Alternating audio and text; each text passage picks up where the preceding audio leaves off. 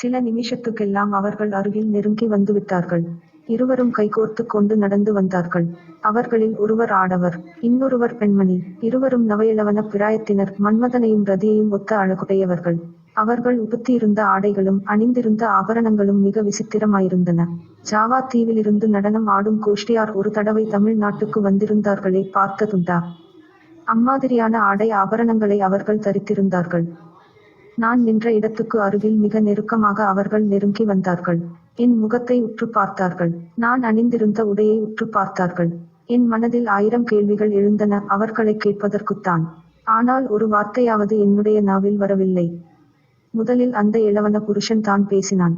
"வாருங்கள் ஐயா, வணக்கம்" என்று நல்ல தமிழில் என்னை பார்த்து சொன்னான். என் உடம்பு புல்லரித்தது. 2ஆம் அத்தியாயம்.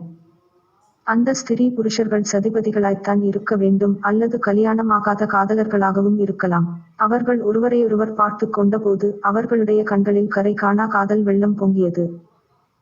அந்த யுவன் பேசிய மொழியிலிருந்து அவர்கள் தமிழ்நாட்டைச் சேர்ந்தவர்கள் என்றும் ஊகிக்க வேண்டியிருந்தது. ஆனால் அவர்கள் இங்கே எப்போது வந்தார்கள்? நான் வந்த கப்பலில் அவர்கள் வரவில்லை என்பது நிச்சயம். பின்னர் எப்படி வந்திருப்பார்கள்? இம்மாதிரி நாட்டியமாடும் தம்பதிகளைப் போல் அவர்கள் விசித்திரமான ஆடை ஆபரணங்களைத் தரித்திருப்பதன் காரணம் என்ன? ஏதாவது ஒரு நடன கோவஷ்டியில் இவர்கள் சேர்ந்தவர்களாயிருந்து ஒருவரோடொருவர் தகுதியில்லாத காதல் கொண்டு உலக அபவாதத்துக்கு அஞ்சி இவ்விடம் ஓடி வந்திருப்பார்களோ? இன்னொரு யோசனையும் என் மனத்தில் உதயமாயிற்று. ஒருவேளை சினிமா படம் பிடிக்கும் கோஷ்டியைச் சேர்ந்தவர்கள் யாராவது இந்த பழைய பாழடைந்த சிற்பக்காட்சிகளுக்கு மத்தியில் படம் பிடிப்பதற்காக வந்திருப்பார்களா? அப்படியானால் கப்பலோ படகோ இத்தீவையொட்டி நிற்க வேண்டுமே. அப்படியொன்றும் நாம் பார்க்கவில்லையே. இவ்விதம் மனத்திற்குள் பற்பல எண்ணங்கள் மின்னல் வேகத்தில் தோன்றி மறைந்தன. நான் மெளனம் சாதித்தது அந்த இளைஞனுக்கு கொஞ்சம் வியப்பளித்திருக்க வேண்டும். இன்னொரு தடவை என்னை உற்று பார்த்துவிட்டு, "தங்களுடைய முகத்தை பார்த்தால் தமிழர் என்று தோன்றுகிறது. என் ஊகம் உண்மைதானா?" என்றான். அதற்கு மேல் நான் பேசாமலிருப்பதற்கு நியாயம் ஒன்றுமில்லை. பேசும் சக்தியையும் இதற்குள்ளே என் நா பெற்றுவிட்டது. "ஆம் ஐயா, நான் தமிழன்தான். நீங்களும் தமிழ்நாட்டைச் சேர்ந்தவர்கள் என்று காணப்படுகிறது. அப்படித்தானே?" என்றேன். "ஆம், நாங்களும் தமிழ் நாட்டைச் சேர்ந்தவர்களே. ஆனால் நாங்கள் தமிழ் நாட்டைப் பற்றிய செய்தி கேட்டு வெகுகாலம் ஆயிற்று. ஆகையால் தங்களை பார்த்ததில் இரட்டிப்பு மகிழ்ச்சி அடைகிறேன். நீங்கள் எப்போது இந்த தீவுக்கு வந்தீர்களோ? நாங்கள் வந்து எத்தனையோ காலம் ஆயிற்று. ஒரு யுகம் மாதிரி தோன்றுகிறது. ஒரு நிமிஷம் என்றும் தோன்றுகிறது. தாங்கள் இன்றைக்கு தான் வந்தீர்கள் போலிருக்கிறது. அதோ தெரிகிறதே, அந்த கப்பலில் வந்தீர்களோ? அடே அப்பா, எத்தனை பெரிய கப்பல்! ஆம், அந்த கப்பலிலே தான் வந்தேன். ஆனால் இந்த கப்பலை அவ்வளவு பெரிய கப்பல் என்று நான் சொல்ல மாட்டேன். அழகாய்த்தானிருக்கிறது. இது பெரிய கப்பல் இல்லை என்று சொன்னால் எப்படி நம்புவது? எனக்குத் தெரியும், தமிழர்கள் எப்போதும் தாங்கள் செய்யும் காரியத்தை குறைத்துச் சொல்வது வழக்கம். அந்த கப்பல் அப்படியொன்றும் தமிழர்கள் சாதித்த காரியம் அல்லவென்றும், யாரோ வெள்ளைக்காரர்கள் செய்து அனுப்பியது என்றும் சொல்ல விரும்பினேன். ஆனால் அந்த யுவன் அதற்கு இடம் கொடுக்கவில்லை. "இந்த கப்பல் எங்கே இருந்து புறப்பட்டது? எங்கே போகிறது? இதில் யார் யார் இருக்கிறார்கள்? இங்கே எத்தனை காலம் தங்கியிருக்க உத்தேசம்?" என்று மளமளவென்று கேள்விகளைப் பொழிந்தான். "பர்மாவிலிருந்து தமிழ் நாட்டுக்கு போகிற கப்பல் இது. சுமார் 1000 பேர் இதில் இருக்கிறார்கள். யுத்தம் பர்மாவை நெருங்கி வந்து கொண்டிருக்கிறது அல்லவா? அதனால் பர்மாவிலிருந்த தமிழர்கள் எல்லாரும் திரும்பித் தமிழ்நாட்டுக்கு போய் கொண்டிருக்கிறார்கள்." "என்ன, பர்மாவை நெருங்கி யுத்தம் வந்தால் அதற்காகத் தமிழர்கள் பர்மாவிலிருந்து கிளம்புவானேன்? தமிழ் நாட்டின் நிலை அப்படி ஆகிவிட்டதா என்ன? யுத்தத்தைக் கண்டு தமிழர்கள் பயப்படும் காலம் வந்து விட்டதா?" அந்த இளவன புருஷனின் கேள்வி என்னை கொஞ்சம் திகைக்க வைத்து விட்டது.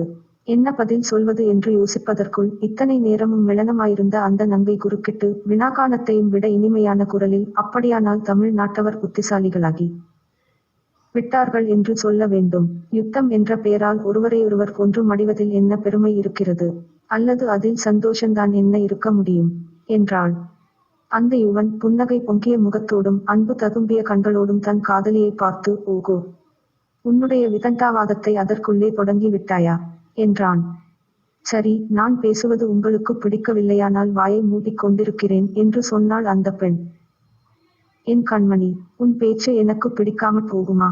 உன் பவழ வாயிலிருந்து வரும் அமுத மொழிகளைப் பருகியல்லவா நான் இத்தனை காலமும் காலட்சேபம் நடத்தி வருகிறேன்" என்று அந்த யுவன் கூறிய சொற்கள் உண்மை உள்ளத்திலிருந்து வந்தவை என்பது நன்கு தெரிந்தது. ஆனால் இவர்கள் என்ன இப்படி நாடகப் பாத்திரங்கள் பேசுவதைப் போலப் பேசுகிறார்கள்? இவர்கள் யாராயிருக்கும்? அதை அறிந்து கொள்ளுவதற்கு என்னுடைய ஆர்வம் வளர்ந்தது. நீங்கள் யார், இங்கே எப்போது வந்தீர்கள் என்று இன்னும் நீங்கள் சொல்லவில்லையே என்றேன். அது பெரிய கதை என்றான் அந்த இளைஞன். பெரிய கதையாயிருந்தால் இருக்கட்டுமே, எனக்கு வேண்டிய அவகாசம் இருக்கிறது. இனிமேல் நாளை காலையிலே தான் கப்பலுக்கு போக வேண்டும். இராத்திரியில் எனக்குச் சீக்கிரம் தூக்கம் வராது. உங்களுடைய கதையை விவரமாகச் சொல்லுங்கள் கேட்கிறேன். அதைக் காட்டிலும் எனக்குச் சந்தோஷமளிப்பது வேறொன்றுமில்லை. அந்த நங்கை குறுக்கிட்டு, அவர்தான் கேட்கிறார். சொல்லுங்களேன், நமக்கும் ஓர் இரவு பொழுது போனதாகும். இந்த மோகன வெண்ணிலாவை ஏன் வினாக்க வேண்டும்? எல்லாரும் இந்த பாறையில் உட்கார்ந்து கொள்ளலாம். உட்கார்ந்தபடி கதை சொல்லுவதும் கதை கேட்பதும் செலகரியமல்லவா என்றாள். எல்லாம் செலகரியந்தான். ஆனால் நீ என்னை கதை சொல்லும்படி விட்டால்தானே. இடையிடையே நீ குறுக்கிட்டுச் சொல்ல ஆரம்பித்து விடுவாய். ஒன்றும் குறுக்கிட மாட்டேன். நீங்கள் ஏதாவது ஞாபக மறதியாக விட்டுவிட்டால் மறந்ததை எடுத்துக் கொடுப்பேன். அது கூட ஒரு பிசகா என்றாள் அந்த பெண். பிசகா? ஒரு நாளும் இல்லை. உன்னுடைய காரியத்தை பிசகு என்று சொல்வதற்கு நான் என்ன பிரம்மதேவரிடம் வரம் வாங்கிக் கொண்டு வந்திருக்கிறேனா? நீ எது செய்தாலும் அதுதான் சரி. இருந்தாலும் அடிக்கடி குறுக்கிட்டு பேசாமல் என் போக்கில் கதை சொல்ல விட்டாயானால் நன்றாயிருக்கும். இப்படி சொல்லிக் கொண்டே அந்த யுவன் பாறையில் உட்கார, யுவதியும் அவன் அருகில் உட்கார்ந்து அவனுடைய ஒரு தோளின் மேல் தன்னுடைய கை ஒன்றை போட்டுக் கொண்டாள். அந்தச் சிறு செயலில் அவர்களுடைய அந்யோன்ய தாம்பத்திய வாழ்க்கையின் பெருமை முழுதும் நன்கு வெளியாயிற்று. அவர்களுக்கு அருகிலே நானும் உட்கார்ந்தேன். ஏதோ ஓர் அதிசயமான அபூர்வமான வரலாற்றை கேட்கப் போகிறோம் என்ற எண்ணத்தினால் என் உள்ளம் பரபரப்பை அடைந்திருந்தது. கடல் ஓடையில் காத்திருந்த கப்பலையும் அதற்கு வந்த அபாயத்தையும் பர்மா யுத்தத்தையும் அதிலிருந்து தப்பி வந்ததையும் அடியோடு மறந்துவிட்டேன். அழகே உருக்கொண்டே அந்த காதலர்களின் கதையை கேட்க அளவிலாத ஆவல் கொண்டேன். காற்று முன்னை காட்டிலும் கொஞ்சம் வேகத்தை அடைந்து விர் என்று விசிறு. தீவிலிருந்த மரங்கள் எல்லாம் அசைந்தபடி மரமர சப்தத்தை உண்டாக்கின. இப்போது கடலிலும் கொஞ்சம் ஆரவாரம் அதிகமாயிருந்தது. கடல் அலைகளின் குமுறல் தூரத்தில் எங்கேயோ சிம்மம் கர்ஜனை செய்வது போன்ற ஓசையை எழுப்பியது. 3ஆம் அத்தியாயம். அந்தச் சுந்தர இளவன புருஷன் சொல்லத் தொடங்கினான். முன்னொரு சமயம் உம்மை போலவே சில மனிதர்கள் இங்கே திசை தவறி வந்து விட்ட கப்பலில் வந்திருந்தார்கள். அவர்களிடம் என்னுடைய கதையைத் தொடங்கிய போது 700 ஆண்டுகளுக்கு முன்னால் என்று ஆரம்பித்தேன். அவர்கள் எதனாலோ மிரண்டு போய் ஓட்டம் எடுத்தார்கள். அப்படி நீர் ஓடி விடமாட்டீர் என்று நம்புகிறேன். அந்த மனிதர்களைப் போலன்றி நீர் ரசிகத் தன்மையுள்ளவர் என்று நன்றாய்த் தெரிகிறது. என்னுடன் பேசிக் கொண்டிருக்கும் போதே உம்முடைய கண்கள் என் வாழ்க்கை துணைவியின் முகத்தை அடிக்கடி நோக்குவதிலிருந்து உம்முடைய ரசிகத் தன்மையை அறிந்து கொண்டேன். இதைக் கேட்டதும் நான் வெட்கித் தலைகுனிந்தேன். அந்த மனிதனிடம் ஏதோ ஓர் அதிசய சக்தி இருக்க வேண்டும். என் அந்தரங்க எண்ணத்தை அவன் தெரிந்து கொண்டு விட்டான். அவன் நான் ஓடிப் போக மாட்டேன் என்று நம்புவதாகச் சொன்னபோது என் மனதிற்குள் நானாவது ஓடுவதாவது, புது மலரை விட்டு வண்டு ஓடுவதுண்டா? பிரதியை நிகர்த்த அந்த அழகியின் முகம் என்னை ஓடிப் போவதற்கு விடுமா என்று நான் எண்ணியது உண்மைதான். அந்தச் சமயத்தில் என்னையறியாமல் என் கண்கள் அந்த பெண்ணின் முகத்தை நோக்கியிருக்க வேண்டும். அதைக் கவனித்து விட்டான் அந்த இளைஞன். இனி அத்தகைய தவறைச் செய்யக்கூடாது என்று மனதிற்குள் தீர்மானித்துக் கொண்டேன். அந்த யுவன் தொடர்ந்து கூறினான், நீர் வெட்கப்படவும் வேண்டாம், பயப்படவும் வேண்டாம். உன் பேரில் தவறு ஒன்றுமில்லை. இவளை இப்படிப்பட்ட அழகியாக படைத்துவிட்ட பிரம்மதேவன் பேரிலே தான் தவறு. இவள் காரணமாக நான் எத்தனை தவறுகள் செய்திருக்கிறேன் என்பதை நினைத்து பார்த்தாள். சரி சரி, அதையெல்லாம் பற்றி சொன்னால் இவளுக்கு கோபம் பொங்கிக் கொண்டு வந்துவிடும். கதைக்கு திரும்பி வருகிறேன். 700 வருஷத்துக்கு முன்னால் தஞ்சாவூரில் உத்தம சோழர் என்னும் மன்னர் அரசு புரிந்து வந்தார். அப்போது சோழராஜ்யம் அவ்வளவு விசாலமான ராஜ்யமாக இல்லை. ராஜராஜ சோழன் காலத்திலும் ராஜேந்திர சோழன் காலத்திலும் இலங்கை முதல் விந்திய மலை வரையில் பரவியிருந்த சோழ ராஜ்யம் அப்போது குறுகிச் சிறுத்து தஞ்சாவூரைச் சுற்றிச் சில காத தூரத்துக்குள் அடங்கிப் போயிருந்தது. ஆனாலும் உத்தம சோழர் தம்முடைய குலத்தின் பழைய பெருமையை மறக்கவே இல்லை. அந்த பெருமைக்கு பங்கம் விளைவிக்கக்கூடிய காரியம் எதையும் செய்ய விரும்பவில்லை. உத்தம சோழருக்கு 2 புதல்வர்கள் இருந்தார்கள். அவர்களில் ஒருவன் பெயர் சுகுமாரன், இன்னொருவன் பெயர் ஆதித்தன். மூத்தவனாகிய சுகுமாரன் பட்டத்து இளவரசனாக விளங்கினான். அதே சமயத்தில் மதுரையில் பராக்கிரம பாண்டியர் என்னும் அரசர் ஆட்சி புரிந்தார். ஆனால் அவர் புராதன பாண்டிய வம்சத்தைச் சேர்ந்தவர் அல்லர். தென் பாண்டிய நாட்டைச் சேர்ந்த பாளையக்காரர். தம்முடைய போர்த்திறமையினால் மதுரையை கைப்பற்றி பராக்கிரம பாண்டியர் என்ற பட்டமும் சூட்டிக் கொண்டிருந்தார். அவருக்கு ஆண் சந்ததி கிடையாது. ஒரே ஓர் அருமை புதல்வி இருந்தாள். அவள் பெயர் புவனமோகினி. அந்த ராஜகுமாரியின் அழகு, குணம், அறிவுத்திறன் முதலியவற்றை குறித்து நான் இப்போது அதிகமாக ஒன்றும் சொல்லப் போவதில்லை. சொல்லுவது சாத்தியமும் இல்லை. அப்படி சொன்னாலும் இதோ இவள் குறுக்கிட்டு தடுத்து விடுவாள். இவ்விதம் கூறிவிட்டு அந்த யுவன் தன் காதலியின் அழகு ஒழுகும் முகத்தை கடை கண்ணால் பார்த்தான். அவளுடைய செவ்விதழ்கள் குமுத மலரின் இதழ்கள் விரிவன போல் சிறிது விரிந்து உள்ளேயிருந்த முல்லைப்பால் வரிசை தெரியும்படி செய்தன. பின்னர் இளைஞன் கதையைத் தொடர்ந்து சொன்னான். பராக்கிரம பாண்டியர் குமரி முனையிலிருந்து திருச்சிராப்பள்ளி வரையில் வியாபித்திருந்த பெரிய ராஜ்யத்தை ஆண்டார். ஆயினும் அவருடைய மனத்தில் நிம்மதி இல்லை. பழமையான ராஜகுலத்துடன் கல்யாண சம்பந்தம் செய்து கொள்ள வேண்டுமென்ற ஆசை அவருக்கு உண்டாயிருந்தது. ஒரு சமயம் பராக்கிரம பாண்டியர் தஞ்சாவூருக்கு வந்திருந்தார். உத்தம சோழரின் அரண்மனையில் விருந்தாளியாகத் தங்கியிருந்தார். அவருக்கு சகலவிதமான ராஜோபசாரங்களும் நடந்தன. உத்தம சோழரின் மூத்த புதல்வன் சுகுமாரனை அவர் பார்க்க நேர்ந்தது. அவனிடம் எத்தகைய குணாதிசயங்களை அவர் கண்டாரோ எனக்குத் தெரியாது.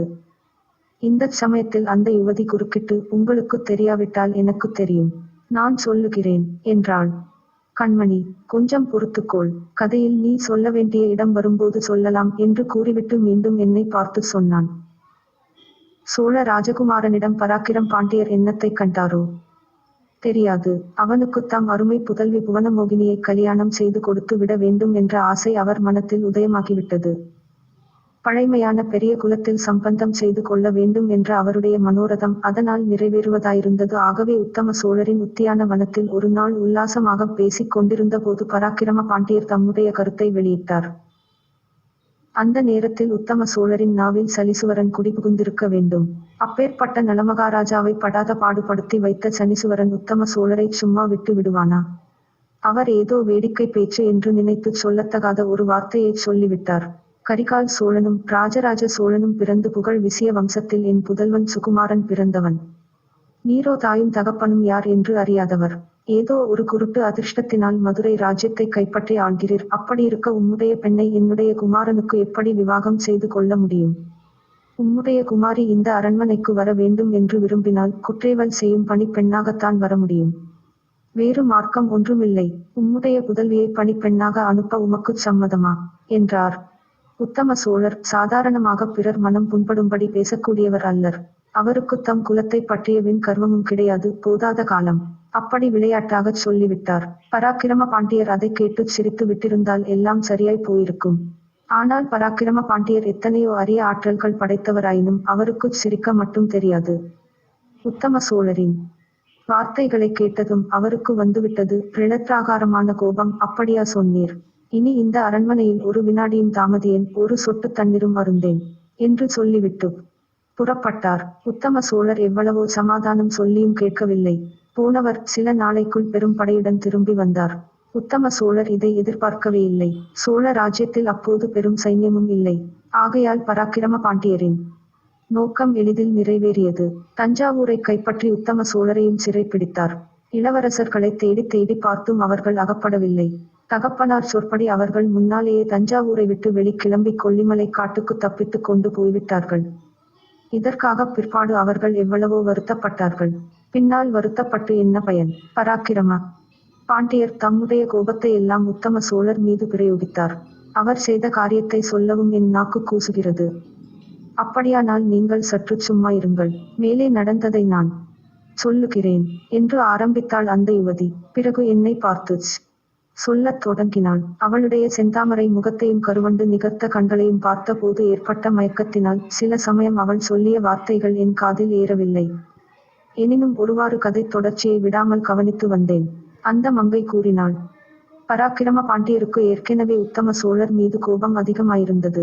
உங்களுடைய குமாரியை என் விட்டு பணிப்பெண்ணாக அனுப்புங்கள் என்று சொன்னால் யாருக்குத்தான் கோபமாயிராது? சோழ இளவரசர்கள் இருவரும் தப்பித்துச் சென்றுவிட்டது பராக்கிரம பாண்டியரின் கோபத்தை கொழுந்து விட்டு எரியும்படி செய்தது. பழிக்கு பழி வாங்க வேண்டும் என்னும் ஆத்திரம் அவர் மனத்தில் பொங்கி எழுந்தது. தம்மை அவமதித்த சோழ மன்னரை அவர் அவமானப்படுத்த விரும்பினார். அவரை சிறைப்படுத்தி மதுரைக்கு அழைத்து கொண்டு போனார். மதுரை சேர்ந்ததும் உத்தம சோழரை தம்முடைய ரதத்தின் அச்சில் கயிற்றினால் பிணைத்து கட்டும்படி செய்தார். தாமும் ரத்தத்தில் உட்கார்ந்து கொண்டு ரதத்தை ஓட்டச் சொன்னார். இந்த பயங்கரமான ஊர்வலம் மதுரை மாநகரின் வீதிகளில் சென்றபோது இரு பக்கமும் நகர மாந்தர் நின்று வேடிக்கை பார்த்தார்கள்.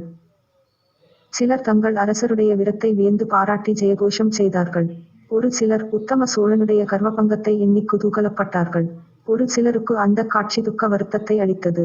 அப்படி வருத்தப்பட்டவர்களில் ஒருத்தி பாண்டிய மன்னருடைய குமாரி புவனமோகினி.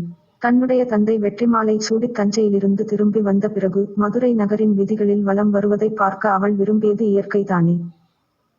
பாண்டிய மன்னரின் அரண்மனை மேன்மாடத்தில் நின்று புவனமோகினி ஊர்வலக் காட்சியை பார்த்தாள். தன் தந்தை ஏறியிருந்த ரதத்தின் அச்சில் யாரோ ஒரு வயதான பெரிய மனிதரைச் சேர்த்து கட்டியிருப்பதும் அவருடைய தேகத்தில் ஒரு பாதி தெருவில் கிடந்து தேய்ந்து கொண்டே வருவதும் அவள் கண்ணுக்குத் தெரிந்தது.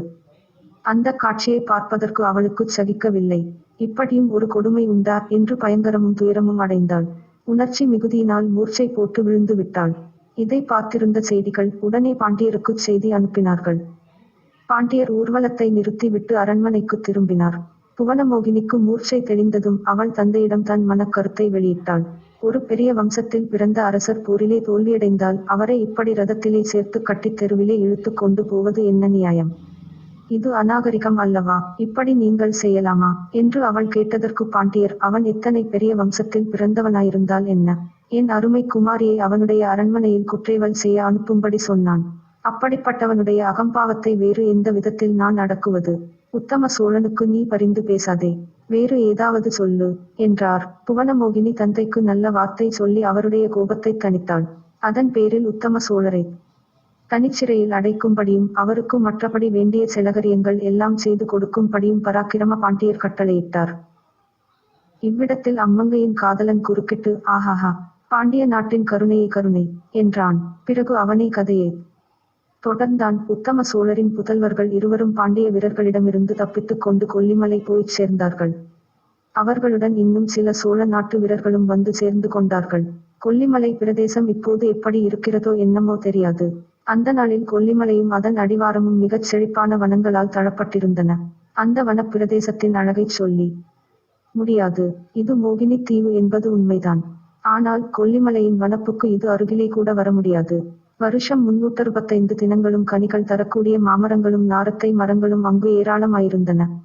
அங்கிருந்த பலா மரங்களும் அவ்வளவு ஏராளமான பெரிய பலாப்பழங்களை கிளைகளில் சுமந்து கொண்டு எப்படித்தான் விழாமல் நிற்கின்றன என்னும் வியப்பை பார்ப்பவர்களின் மனத்தில் உண்டாக்கும்.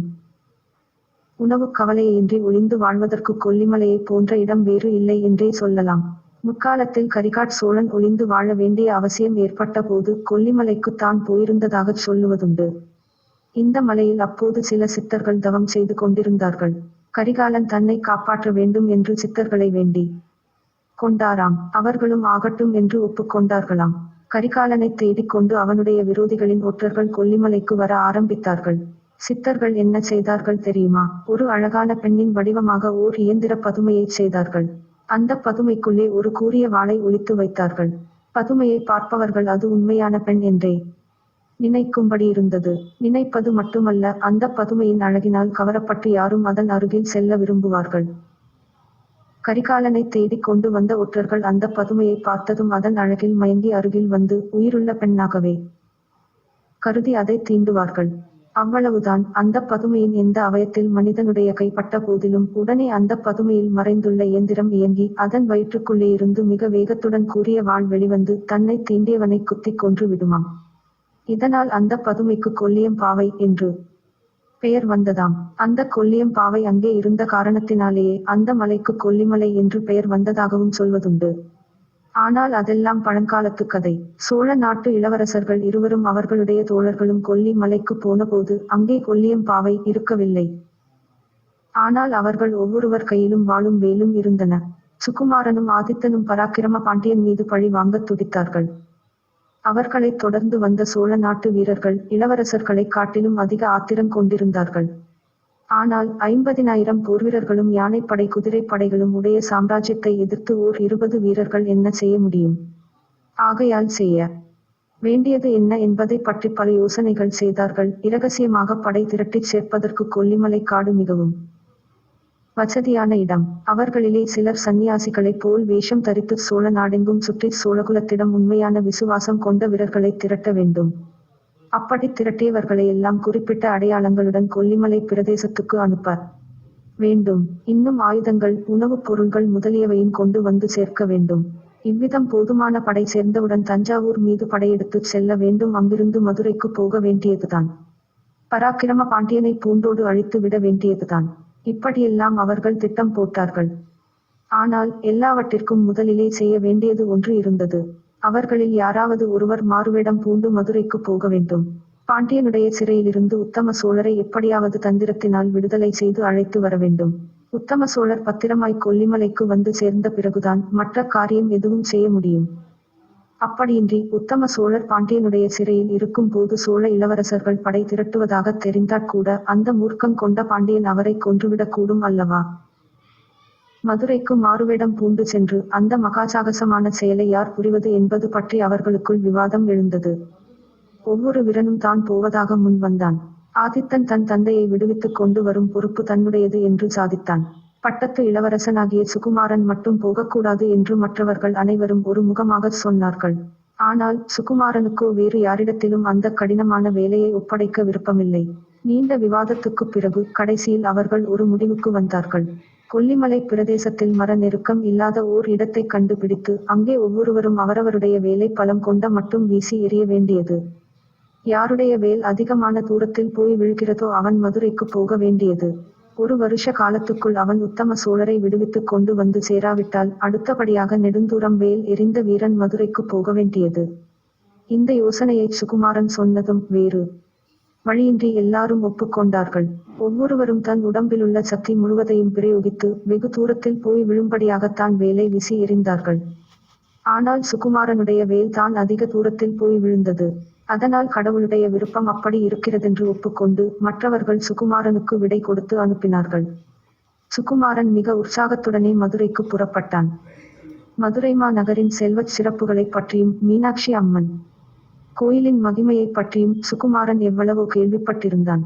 முற்காலத்தில் சங்கப் புலவர்கள் வாழ்ந்ததும் தமிழ் வளர்த்த நகரம் மதுரை என்பதும் அவனுக்கு தெரிந்துதான் இருந்தது. அப்படிப்பட்ட மதுரை நகரை பார்க்க வேண்டும் என்ற ஆசை அவன் மனத்தில் வெகு நாட்களாக குடிகொண்டிருந்தது. அந்த ஆசை இப்போது நிறைவேறப் போகிறதென்றால் அவன் உற்சாகம் கொள்வதற்கு கேட்பானேன்? தன்னுடைய சாமர்த்தியத்தினால் தந்தையை விடுவித்துக் கொண்டு வந்து விடலாம் என்ற நம்பிக்கையும் அவனுக்கு பூரணமாய் இருந்தது. எனினும் பாண்டிய நாட்டு தலைநகரில் தன்னுடைய வாழ்க்கையை அடியோடு மாற்றிவிடப் போகிற அனுபவம் கிட்டப் போகிறது என்பதை சுகுமாரன் சிறிதும் எதிர்பார்க்கவில்லை. மதுரை நகரில் ஒரு கொல்லியம் பாவை இருக்கிறது என்றும் அந்த உயிர் பாவையின் முகத்தில் உள்ள 2 கண்களாகிய வாளாயுதங்களும் அருகில் நெருங்கியவர்களின் நெஞ்சை பிளந்துவிடக் கூடியவை என்றும் அவன் கனவிலோ கற்பனையிலோ கூட எண்ணவில்லை. 4ஆம் அத்தியாயம். பூரணச்சந்திரன் உச்சி வானத்தை நெருங்கி வந்து கொண்டிருந்தான். அந்த தீவுக்கு மோகினி தீவு என்று ஏன் பெயர் வந்தது என்பது தமக்குத் தெரியாது என்று கப்பல் காப்டன் சொன்னது எனக்கு நினைவு வந்தது. அதற்கு காரணம் தேடவா வேண்டும்? நள்ளிரவில் வெள்ளி நிலவில் அந்த தீவை ஒரு தடவை பார்த்தவர்களுக்கு மோகினி தீவு என்னும் பெயர் எவ்வளவு பொருத்தமானது என்று உடனே தெரிந்து போய்விடும். சொர்க்க பூமியிலிருந்து ஏதோ ஒரு காரணத்தினால் ஒரு சிறு பகுதி தனித்துண்டாக பிரிந்து வந்து கடலில் விழுந்து அங்கேயே மிதப்பது போல மோகினி தீவு அச்சமயம் காட்சி அளித்தது. சொர்க்கத்திலிருந்து அந்த துண்டு பிரிந்து விழுந்த சமயத்தில் அத்துடன் விழுந்துவிட்ட தேவனும் தேவியும்தான் இந்த தம்பதிகள் போலும். ஆனால் தேவலோகத்து தம்பதிகளாயிருந்தாலும் பூலோகத்து தம்பதிகளைப் போலவேதான் இவர்கள் அடிக்கடி விவாதத்திலும் ஈடுபடுகிறார்கள். மோகினி தீவின் அந்த சுந்தர புருஷன் முகத்தில் 2 வாள்களுடன் கூடிய கொல்லியம் பாவையை மதுரையில் சுகுமார சோழன் சந்தித்தான் என்று சொன்னதும் அவன் அருகில் விற்றிருந்த வனிதாமணி குறுக்கிட்டாள். பெண் குலத்தைப் பற்றி இவ்விதம் அடிக்கடி ஏதாவது நிந்தை மொழி கூறாவிட்டால் புருஷர்களுக்கு தலை வெடித்துவிடும் போலிருக்கிறது என்றாள். பால் நிலவு பட்டு அவளுடைய பால் வடியும் முகம் தந்தத்தினால் செய்த பதுமையின் முகம் போல திகழ்ந்தது. ஆனால் அந்த பதுமையின் முகத்தில் ஜீவகளை ததும்பியது. அந்த முகத்திலிருந்த கரிய விழிகளில் சந்திர கிரணங்கள் பட்டு எழுந்த கதிரொளி கதிர்கள் வாள்களாகவும் வஜ்ராயுதத்தின் விச்சுக்களாகவும் ஜொலித்தன. பாவைமார்களின் வாழையொத்த விழிகளைப் பற்றி அந்த ஆடவன் கூறியது அப்படியொன்றும் தவறில்லை என்று எனக்கு தோன்றியது. அவன் தன் காதலியின் வார்த்தைகளை கேட்டு புன்னகை புரிந்த வண்ணம் அவள் முகத்தை உற்று நோக்கினான். மன்னிக்க வேண்டும், புவன மோகினியை கொல்லியம் பாவை என்று நான் கூறியது குற்றந்தான். அவளுடைய கண்கள் வாள்கள் என்றும் வேல்கள் என்றும் கூறியது அதை விட பெரிய குற்றம். அமுத கிரணங்களை அள்ளி விசும் ஜீவச் சுடர் ஒளிகள் என்று அவளுடைய கண்களைச் சொல்லியிருக்க வேண்டும் என்றான். புவனமோகினி என்ற பெயரை அவன் சொன்னவுடனே எனக்கு கதையின் பேரில் நினைவு சென்றது. என்ன சுகுமார சோழன் மதுரையில் சந்தித்த கொல்லியம் பாவை பாண்டிய குமாரிதானா? பராக்கிரம பாண்டியரின் ஒரே புதல்வியா என்று வியப்புடன் கேட்டேன். ஆம் ஐயா, சுகுமார சோழன் மதுரை மாநகருக்குச் சென்றபோது அவனுடைய விதியும் அவனை பின்தொடர்ந்து சென்றது. விதியின் மகிமை மிக பெரியது என்று பெரியோர்கள் சொல்வார்கள். விதி வலிமையுடன் கூட ஒரு பெண்ணின் மன உறுதியும் சேர்ந்து விட்டால் அந்த 2 சக்திகளுக்கு முன்னால் யாரால் எதிர்த்து நிற்க முடியும்? சுகுமாரனால் எதிர்த்து நிற்க முடியவில்லை. ஆன மட்டும் அவன் போராடி பார்த்தும் கடைசியில் சரணாகதி அடைய நேரிட்டது. நீங்கள் கதை சொல்கிறீர்களா அல்லது புதிர் போடுகிறீர்களா? பாவம், இவருக்கு நீங்கள் சொல்வது ஒன்றுமே புரியவில்லை. மதுரையில் நடந்ததை இனிமேல் நான் கொஞ்சம் சொல்லட்டுமா என்று கேட்டுவிட்டு அந்த இளமங்கை உடனே சொல்லத் தொடங்கினாள். மதுரையில் அப்போது தேவேந்திரச் சிற்பி என்பவர் பிரசித்தி பெற்றிருந்தார். அவர் வயது முதிர்ந்தவர். அவருக்கு மனைவி மக்கள் யாரும் இல்லை. அவர் கல்யாணமே செய்து கொள்ளவில்லை. கலைத்தேவியை தாம் திருமணம் செய்து கொண்டிருப்பதாகவும் வேறொரு மனைவிக்கு தமது அகத்தில் இடமில்லை என்றும் சில சமயம் அவர் சொல்லுவது உண்டு. பராக்கிரம பாண்டியருக்கு தேவேந்திரச் சிற்பியிடம் அபிமானம் இருந்தது. தேவேந்திரச் சிற்பியின் சிற்பக் கூடத்துக்கு அவர் சில சமயம் செல்வதுண்டு. தம்முடன் தம் குமாரி புவனமோகினியையும் அழைத்து போவார். குடும்பமும் குழந்தைகளும் இல்லாத தேவேந்திரச் சிற்பிக்கு ராஜகுமாரியிடம் மிகுந்த வாஞ்சை ஏற்பட்டது. ராஜகுமாரிக்கும் தேவேந்திரச் சிற்பியிடம் அன்பு உண்டாகி வளர்ந்தது. அந்த அன்பு காரணமாகச் சிற்பக் கலையிடத்திலும் அவளுக்கு பற்று ஏற்பட்டது. பராக்கிரம பாண்டியர் தம்முடைய ஆட்சி காலத்தில் மீனாட்சி அம்மன் கோயிலை புதுப்பித்து கட்ட விரும்பினார். அதற்கு வேண்டிய ஆயத்தங்களை செய்யும்படி தேவேந்திரச் சிற்பிக்குச் சொல்லியிருந்தார். தஞ்சை நகரில் ராஜராஜ சோழர் கட்டிய பிரகதீஸ்வர ஆலயத்தை பார்த்த பின்னர் மதுரை மீனாட்சி அம்மன் கோயிலை அதை விட பெரிதாக கட்ட வேண்டும் என்ற ஆசை பராக்கிரம பாண்டியருக்கு ஏற்பட்டது. ஆகையால் வேலையை துரிதப்படுத்தும்படி கட்டளையிட்டார். தேவேந்திரச் சிற்பியின் சிற்பக் கூடத்தில் பல மாணாக்கர்கள் சிற்பக்கலை கற்றுக் கொண்டிருந்தார்கள். வெவ்வேறு தேசங்களிலிருந்து வந்தவர்கள் இருந்தார்கள். பராக்கிரம பாண்டியர் உத்தம சோழரை சிறைப்பிடித்து வந்த சில நாளைக்கெல்லாம் தேவேந்திரச் சிற்பியின் சிற்பக் கூடத்துக்கு ஓர் இளைஞன் வந்தான். தேவேந்திரச் சிற்பி இன்னார் என்பதை தெரிந்து கொண்டு அவரிடம் வந்து பணிவோடு நின்று ஒரு விண்ணப்பம் செய்து கொண்டான். ஐயா, நான் சோழ நாட்டைச் சேர்ந்தவன். சிற்பக் கலையில் பற்று கொண்டு அக்கலையை கற்றுக்கொள்ளத் தொடங்கினேன். ஆனால் சோழ நாட்டில் இப்போது ஆலய திருப்பணி எதுவும் நடைபெறவில்லை. ஆகையால் என்னுடைய வித்தையை பூர்த்தி செய்து கொள்ள விரும்பி யாத்திரை கிளம்பினேன். போகுமிடமெல்லாம் மதுரை தேவேந்திரச் சிற்பியாரின் புகழைக் கேட்டு என் செவிகள் குளிர்ந்தன. என் மனமும் மகிழ்ந்தது. அத்தகைய பிரசித்தமான ஆசிரியரை நான் குருவாகக் கொண்டு நான் கற்ற சிற்பக் கலையை பூர்த்தி செய்து கொள்வதற்காக வந்தேன். கருணை கூர்ந்து என்னை தங்கள் சீடனாக அங்கீகரிக்க வேண்டும் என்று சொன்னான். அந்த வாலிபனின் அடக்க ஒடுக்கமும் பணிவான பேச்சும் கலை பொருந்திய முகமும் தேவேந்திரச் சிற்பியின் மனத்தை கவர்ந்தன. அக்கணமே அவனை தம் சீடனாக ஏற்றுக்கொண்டு சிற்பக் கூடத்தில் வேலை செய்ய பணித்தார். ஆனால் சில நாளைக்குள்ளேயே தமக்குச் சீடனாக வந்திருப்பவன் உண்மையில் தமக்கு குருவாகி இருக்கத் தக்கவன் என்று தேவேந்திரச் சிற்பி தெரிந்து கொண்டார். தம்மை காட்டிலும் அந்த வாலிபனுக்குச் சிற்பவித்தையின் நுட்பங்கள் அதிகமாகத் தெரியும் என்று கண்டு கொண்டார். இவ்விதம் தெரிந்து கொண்டதனால் அவர் அதிருப்தியோ அதையோ கொள்ளவில்லை. அளவிலாத மகிழ்ச்சியும் பெருமிதமும் அடைந்தார். இத்தகைய சிற்ப மேதாவி ஒருவன் தமக்குச் சீடனாக கிடைத்திருக்கிறபடியால் மீனாட்சி அம்மன் கோயில் திருப்பணியை விரைவாகவும் சிறப்பாகவும் நடத்தி முடிக்கலாம் என்ற நம்பிக்கை தேவேந்திரச் சிற்பிக்கு ஏற்பட்டது. உத்தம சோழரை தேர்காலில் கட்டி இழுத்த கோரமான காட்சியை பார்த்த நாளிலிருந்து புவனமோகினிக்கு வாழ்க்கையில் உற்சாகமே இல்லாமல் போயிருந்தது. ஆகையினால் அரண்மனைக்குள்ளேயே இருந்து காலங்கழித்து வந்தாள். தன்னுடைய கல்யாண பேச்சு காரணமாக அத்தகைய குரூர சம்பவம் நிகழ்ந்ததை எண்ணி எண்ணி அவள் வருந்தினாள். இது போதாதற்குச் சோழ நாட்டு இளவரசர்களை சிறைப்பிடித்துக் கொண்டு வருவதற்கு தன் தந்தை முயன்று வருகிறார் என்னும் செய்தி அவளுக்கு இன்னும் அதிக மனச் சோர்வை உண்டாகியிருந்தது. இந்த நிலையில் அவள் தன்னுடைய தந்தைக்கு இணையாக மதித்து வந்த தேவேந்திரச் சிற்பியை கூட நெடுநாள் வரையில் போய் பார்க்கவில்லை. இப்படியிருக்கும்போது ஒரு நாள் தேவேந்திரச் சிற்பியிடம் புதிதாக சோழ நாட்டிலிருந்து ஒரு மாணாக்கன் வந்து சேர்ந்திருக்கிறான் என்றும் அவன் சிற்பக்கலையில் மேதாவி என்றும் கேள்விப்பட்டதாக புவனமோகினியிடம் அவளுடைய தோழி ஒருத்தி சொன்னாள். இதை கேட்டதும் புவனமோகினிக்கு தேவேந்திரச் சிற்பியை வெகு நாளாக தான் போய் பார்க்கவில்லை என்பது நினைவு வந்தது. அதற்கு பரிகாரமாக உடனே அவரை போய் பார்க்க தீர்மானித்தாள். முடிந்தால் அவருடைய புதிய சீடனையும் பார்க்க அவள் விரும்பினாள். சோழ நாட்டிலிருந்து வந்தவனாகையால் ஒருவேளை இளவரசர்களைப் பற்றி அவன் அறிந்திருக்கலாம் அல்லவா? தன் தந்தையின் படைவீரர்களிடம் சோழ இளவரசர்கள் சிக்காமல் இருக்க வேண்டுமே என்று அவளுக்கு மிகுந்த கவலை இருந்தது. உத்தம சோழர் அவருடைய அரண்மனை பணிப்பெண்ணாக தன்னை வரும்படி சொன்னதைப் பற்றி அவளுக்கு கோபமும் ஆத்திரமும் இல்லாமல் இல்லை. ஆயினும் அந்த அவமானம் தனக்கு நேர்ந்ததின் பொறுப்பை அவள் தன் தந்தையின் பேரிலே சுமத்தினாள்.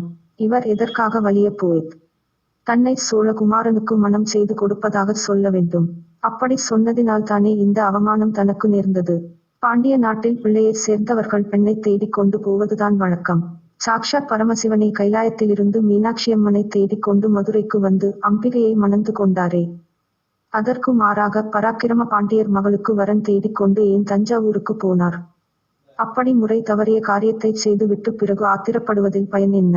உத்தம சோழரை தேர்காலில் கட்டி இழுப்பதனாலோ அவருடைய குமாரர்களை சிறைப்பிடித்து வந்து சித்திரவதை செய்வதனாலோ அவமானம் நீங்கி விடுமா? பெண்ணாக பிறந்தவர்கள் கல்யாணம் செய்து கொண்டுதான் ஆக வேண்டும் என்பது என்ன கட்டாயம்? தமிழ் மூதாட்டியான உளவையாரைப் போல் ஏன் கன்னியாகவே இருந்து காலம் கழிக்கக் கூடாது? பராக்கிரம பாண்டியருடைய மகளாக பிறந்ததினாலே அல்லவா இவ்வளவு துன்பங்களும் தனக்கு நேர்ந்தன. பாண்டியர் மகளாக பிறக்காமல் தேவேந்திரச் சிற்பியின் புதல்வியாகத் தான் பிறந்திருக்க கூடாதா என்று புவனமோகினி எண்ணி எண்ணி பெருமூச்சு விட்டாள். தன்னுடைய மனோநிலையை அறிந்து தன்னிடம் அனுதாபப்படக்கூடிய ஆத்மா இந்த உலகத்தில் தேவேந்திரச் சிற்பி ஒருவர்தான். அவரை இத்தனை நாளும் பார்க்க போகாமலிருந்தது தவறு.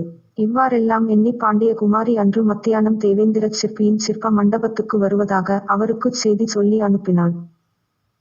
நெடு நாளைக்குப் பிறகு புவனமோகினி வரப்போவதை அறிந்து தேவேந்திரச் சிற்பியார் மிகுந்த குதூகலம் அடைந்தார். கொஞ்ச காலமாக ராஜகுமாரி தம்மை மறந்திருந்தது அவருக்கு வியப்பாயும் வருத்தமாயும் இருந்தது. ஒரு வேளை பாண்டிய மன்னர் அரண்மனையை விட்டு வெளியில் போக வேண்டாம் என்று அவளுக்கு கட்டளையிட்டிருக்கலாம். பராக்கிரம பாண்டியர் ஏற்கனவே கோபக்காரர். தஞ்சைக்கு போய் வந்ததிலிருந்து அவருடைய ஆத்திர சுபாவம் இன்னும் மோசமாயிருந்தது என்பதை மதுரை வாசிகள் தெரிந்து கொண்டிருந்தார்கள். ஆகையால் பாண்டியர் புவனமோகினியை வெளியே புறப்படாமல் தடுத்திருந்தால் அதில் வியப்புறுவதற்கு ஒன்றுமிராது. பராக்கிரம பாண்டியரின் இயல்புக்கு ஒத்ததாகவே இருக்கும். இவ்விதம் எண்ணியிருந்த தேவேந்திரச் சிற்பி அரசிளங்குமரி வரப்போகிறாள் என்னும் செய்தியினால் குதூகலம் அடைந்து அந்தச் செய்தியை முதலில் மதிவாணனுக்கு தெரியப்படுத்தினார். சோழகுமாரன் தன்னுடைய பெயர் மதிவாணன் என்று அவரிடம் சொல்லியிருந்தான். ஆச்சாரிய சிற்பியார் தம்முடைய புதிய மாணாக்கனை பார்த்து, மதிவாணா, சமாசாரம் கேட்டாயா? இன்றைக்கு பாண்டிய ராஜகுமாரி இங்கே வரப்போகிறாளாம். புவனமோகினிக்கு என்னிடம் மிக்க வாஞ்சை உண்டு. அதைவிடச் சிற்பக் கலையில் பற்று அதிகம். அவளுடைய தந்தையான பராக்கிரம பாண்டியரிடம் எவ்வளவு மரியாதை வைத்திருக்கிறாளோ அவ்வளவு பக்தி என்னிடமும் அவளுக்கு உண்டு. உத்தமமான குணம் படைத்த பெண். அழகோடு அறிவும் அறிவோடு குணமும் படைத்த பெண். அப்படி பொருந்தியிருப்பது மிகவும் துர்லபம் என்றெல்லாம் வர்ணித்தார். ஆனால் அந்த வர்ணனையெல்லாம் மதிவாணன் காதில் ஏறவே இல்லை. புவனமோகினியை அந்த வாலிபன் பேய் பிசாசு என்று நினைத்தானோ அல்லது வேறு என்ன நினைத்தானோ தெரியாது. அவள் வருகிறாள் என்ற செய்தி கேட்டதும் அவன் முகத்தில் பயப்பிராந்தியும் அருவருப்பும் திகைப்பும் விழிப்பும் தோன்றின. இதை பார்த்து தேவேந்திரச் சிற்பியும் திகைத்து போனார். ஏன் அப்பா, உனக்கு என்ன வந்து விட்டது திடீரென்று? ஏதாவது உடம்பு சரியில்லையா என்று கேட்டார். மாணாக்கன் குருவின் காலில் சாஷ்டாங்கமாக விழுந்து என்னை காப்பாற்றியருள வேண்டும் என்று பிரார்த்தித்தான். குரு மேலும் தூண்டி கேட்டதின் பேரில் தன்னுடைய விசித்திரமான விரதத்தை பற்றி சொன்னான். குருநாதா, நான் சில காலத்துக்கு பெண்களின் முகத்தை ஏறிட்டு பார்ப்பதில்லை என்றும் அவர்களுடன் பேசுவதில்லை என்றும் விரதம் எடுத்துக் கொண்டிருக்கிறேன். தஞ்சையில் நான் முதலில் சிற்பம் கற்றுக்கொண்ட குருவுக்கு அவ்விதம் வாக்குறுதி கொடுத்திருக்கிறேன். அதை மீறி நடந்தால் என்னுடைய சிற்பவித்தையை அடியோடு மறந்து விடுவேன் என்று என் குருநாதர் சொல்லியிருக்கிறார். ஆகையால் தாங்கள் இச்சமயம் என்னை காப்பாற்ற வேண்டும். ராஜகுமாரியை நான் பார்க்கவே விரும்பவில்லை. பார்த்த பிறகு அவள் ஏதாவது கேட்டால் எப்படி பதில் சொல்லாதிருக்க முடியும்? இந்தச் சிற்பக் கூடத்தில் ஒதுக்குப்புறமான இடம் ஒன்றை எனக்கு கொடுத்து விடுங்கள். நான் ஒருவர் கண்ணிலும் படாமல் என் வேலையைச் செய்து கொண்டிருக்கிறேன் என்று சீடன் முறையிட்டதை கேட்ட தேவேந்திரச் சிற்பியாருக்குச் சிறிது வியப்பாகத்தானிருந்தது. ஆயினும் வேறு வழியின்றி அவனுடைய பிடிவாதமான கோரிக்கைக்கு அவர் இணங்க வேண்டியதாயிற்று. அன்று மத்தியானம் பாண்டியகுமாரி சிற்பக் கூடத்துக்கு வந்தாள். தேவேந்திரச் சிற்பியிடம் சிறிது நேரம் பேசிக் கொண்டிருந்துவிட்டு சோழ நாட்டிலிருந்து வந்திருந்த சீடனை பற்றி கேட்டாள். அவனை பற்றி எவ்வளவோ பெருமையுடன் சொல்ல வேண்டுமென்று தேவேந்திரச் சிற்பி எண்ணியிருந்தார். அதற்கு மாறாக இப்போது தயங்கி பட்டும் படாமல் ஏதோ கூறினார். ஆனாலும் புவனமோகினி விடவில்லை. அந்த புதிய சீடனையும் அவன் செய்திருக்கும் சிற்ப வேலைகளையும் பார்க்க வேண்டும் என்று கூறினாள். அவனுடைய சிற்பங்களை பார்க்கலாம், ஆனால் அவனை பார்க்க முடியாது என்றார் தேவேந்திரர். அவனுடைய சிற்பங்களை காட்டிய போது தம்முடைய புதிய சீடனையும் பற்றி வானலாவ புகழ்ந்து பேசாமல் இருக்க முடியவில்லை. இந்த ரதியின் சிலையை பார்த்தாயே, அந்தச் சிலையின் கையில் உள்ள கிளியை பார். என்ன ஜீவகலை, எவ்வளவு தத்ரூபம்! உயிரற்ற கல்லுக்கு இந்த பையன் உயிரை கொடுத்திருக்கிறானே. இவன் பிரம்மதேவனை காட்டிலும் ஒரு படி மேலானவன் அல்லவா? நான் வேண்டுமானால் சொல்லுகிறேன். தஞ்சாவூரில் ராஜராஜேசுவரம் என்னும் பெரிய கோயிலை கட்டினானே ஒரு மகா சிற்பி, அவனுடைய சந்ததியில் இவன் தோன்றியவனாயிருக்க வேண்டும். தன் பரம்பரையைப் பற்றி இவன் எதுவும் சொல்ல மறுக்கிறான். ஆனாலும் என்னுடைய ஊகம் சரியென்பதில் எள்ளளவும் சந்தேகமில்லை என்றார். இகையெல்லாம் கேட்ட புவனமோகினிக்கு கட்டாயம் அந்த வாலிபச் சிற்பியை பார்க்க வேண்டும் என்ற ஆசை உண்டாகிவிட்டது. ஆனால் இதற்கு தேவேந்திரச் சிற்பி இடம் கொடுக்கவில்லை. புதிய சீடனிடம் அவர் அதற்குள் தன் மகனைப் போலவே அன்பு செலுத்தத் தொடங்கியிருந்தார். அவனை தம்முடைய தவறினால் இழந்துவிட அவர் விரும்பவில்லை. இன்றைக்கு வேண்டாம், அந்த பிள்ளைக்கு நான் சொல்லி அவனுடைய மனம் மாறும்படி செய்கிறேன். பிறகு பார்த்து கொள்ளலாம் என்றார். ஏதாவது ஒரு பொருளை அடைவதற்கு தடை ஏற்பட்டால் அந்த அளவுக்கு அதன் பேரில் ஆசை அதிகமாகிறது. இது மனித இயல்பல்லவா? புதிய இளம் சிற்பியை பார்ப்பதில் புவனமோகினியின் ஆர்வமும் அதிகமாயிற்று. மதிவாணனுடைய விரத்தை பற்றி அவளுக்கு நம்பிக்கை உண்டாகவில்லை. பெண் முகத்தை பார்த்தால் கற்ற வித்தை மறந்து போவதாவது? அவர்களுடைய ஊரில் சோழ தேசத்திலே பெண்களையே அவன் பாராமலிருந்திருக்க முடியுமா? எந்த காரணத்தினாலோ வின் சால்ஜாப்புச் சொல்லுகிறான். பொருத்தமில்லாத காரணத்தைச் சொல்லுகிறான். ஏதோ சூட்சுமம் ஒன்று இருக்க வேண்டும். அதை நான் கண்டுபிடித்தேயாக வேண்டும். இவ்விதம் புவனமோகினி தீர்மானித்து அடிக்கடி சிற்ப மண்டபத்துக்கு போனாள். புதிய சீடனை பார்க்கும் விஷயமாக தேவேந்திரச் சிற்பியை கேட்டாள். அவர் தம்முடைய பிரயத்தனம் இதுவரையில் பலிதமாகவில்லை என்றார். மாமா, நீங்கள் அந்த பையன் சொல்வதை நம்புகிறீர்களா? அப்படி ஒரு குரு சாபம் இருக்க முடியுமா என்று கேட்டாள். நான் என்னத்தை கண்டேன் தாயே? எனக்கென்னமோ அவனுடைய விரதம் சுத்த பைத்தியக்காரத்தனமாக தோன்றுகிறது. சாக்ஷாத் மீனாட்சி அம்மனை போல் இருக்கிறாய். உன்னை அவன் ஒரு தடவை பார்த்தால் கூட அவனுடைய கலை மேம்படும் என்றே எனக்கு தோன்றுகிறது. ஏன், அவன் செய்துள்ள ரதியின் சிலை கூட இன்னும் சிறிது மேலாகவே இருந்திருக்கும். ஆனால் யாரோ என்னமோ சொன்னார்கள் என்று அவன் ஒரே குருட்டு நம்பிக்கையில் ஆழ்ந்திருக்கிறான் என்றார். அதற்கு மேல் பாண்டிய குமாரி புவனமோகினி ஒரு யுக்தி செய்தாள். தேவேந்திரச் சிற்பியின் மனத்தை கரைத்து அதற்கு அவரையும் சம்மதிக்கும்படி செய்தாள். அதாவது புவனமோகினி ஆண்வேடம் போட்டு கொண்டு வரவேண்டியது. காசியில் வசித்து திருப்பணி செய்யும் தேவேந்திரச் சிற்பியின் தமையனுடைய குமாரன் என்று தன்னை சொல்லிக் கொள்ள வேண்டியது. அப்போது மதிவாணன் ஆட்சேபம் ஒன்றும் சொல்ல முடியாதல்லவா? இந்த உபாயம் அவனை ஏமாற்றுகிற காரியமாயிருந்தாலும் அதனால் அவனுக்கு முடிவில் நன்மைதான் உண்டாகும் என்று இருவரும் முடிவு செய்தார்கள். அவ்விதமே புவனமோகினி வடதேசத்திலிருந்து வந்த வாலிபனைப் போல் வேடம் தரித்து கொண்டு வந்தாள். அவளுடைய உபாயம் பலித்தது. மதிவாணனை அவள் சந்திக்க முடிந்தது. ஆகா, மனித இதயத்தின் மர்மத்தை தான் என்னவென்று சொல்வது? மதிவாணனை முதலில் சந்தித்த அதே வினாடியில் புவனமோகினியின் இதய பூட்டு தளர்ந்து திறந்து கொண்டது. அதுவரையில் அவள் கண்டறியாத உணர்ச்சி வெள்ளம் அவளை கொண்டது. அவள் உள்ளக்கடலில் மலை போன்ற அலைகள் எழுந்து விழுந்தன. புயலும் தென்றலும் கலந்து அடித்தன. குதூகலமும் சோர்வும் இன்பமும் வேதனையும் அவள் மீது ஏககாலத்தில் மோதின.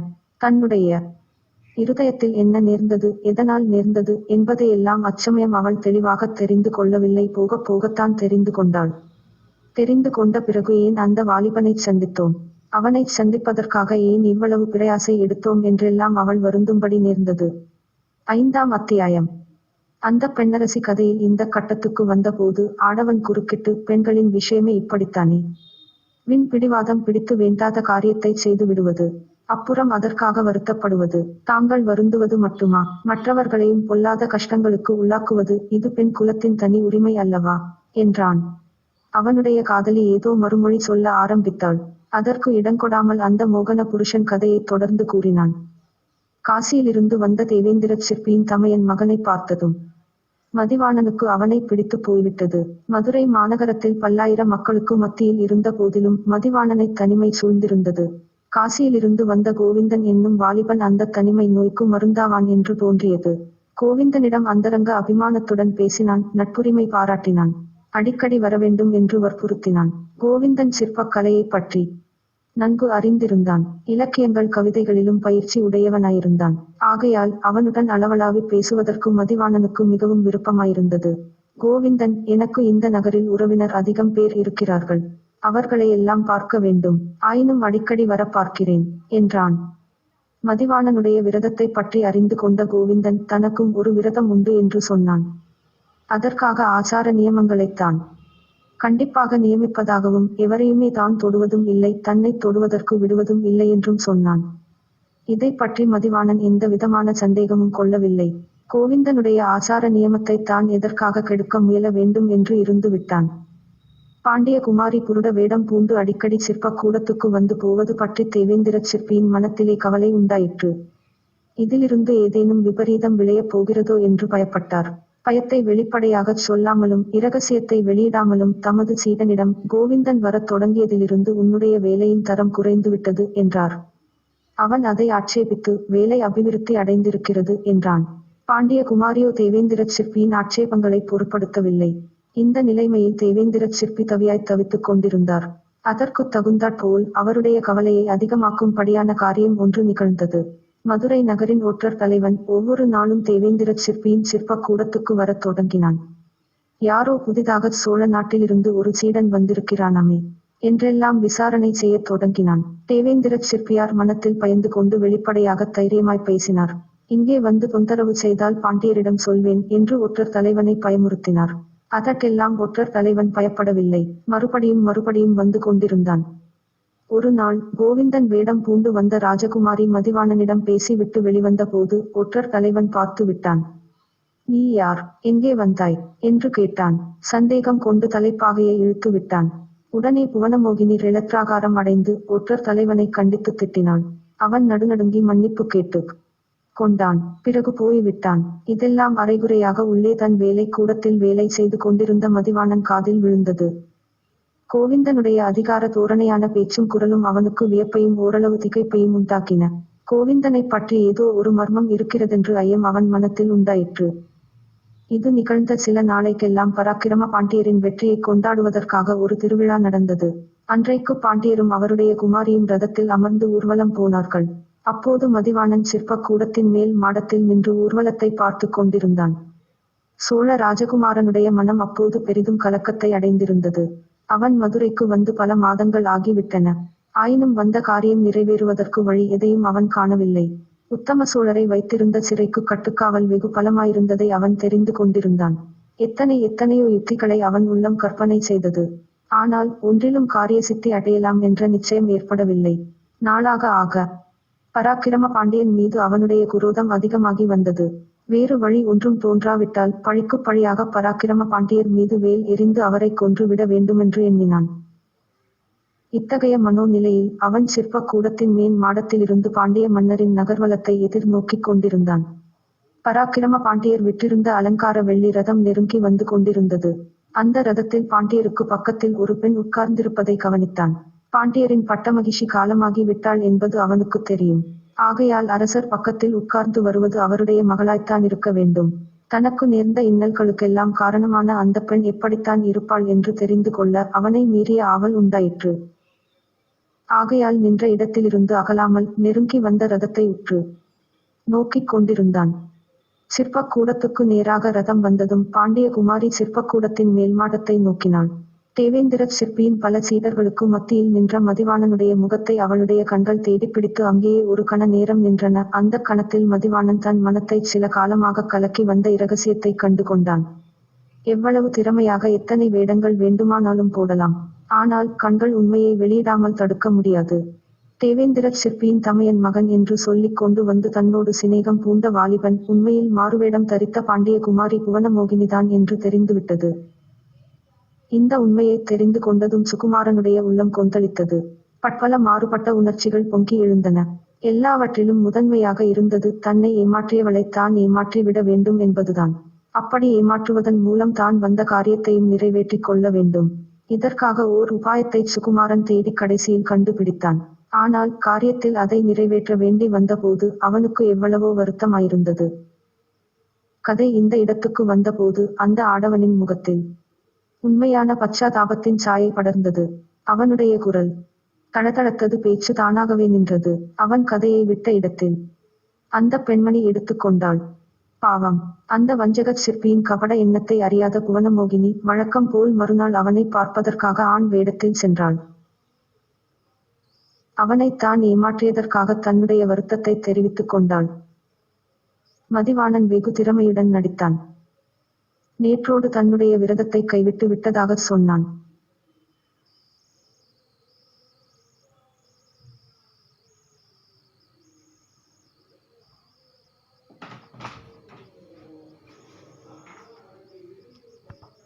பாண்டிய குமாரியின் சுண்டு விரல் ஆக்கைக்காக தன்னுடைய உயிரையே தியாகம் செய்ய சித்தமாயிருப்பதாக கூறினான். இனிமேல் ஆண்வேடம் பூண்டு வர வேண்டிய அவசியமில்லை என்றும் ராஜகுமாரியாகவே தன்னை பார்க்க வரலாம் என்றும் தெரிவித்தான். கள்ளங்கபடமற்ற புவனமோகினி அவனுடைய வஞ்சக வார்த்தைகளையெல்லாம் உண்மையென்று நம்பினாள். இந்நாளில் மேற்கே குடகு நாட்டிற்கு படையெடுத்துச் சென்ற பாண்டிய சேனை பெருந்தோல்வியடைந்து விட்டதாக ஒரு செய்தி வந்தது.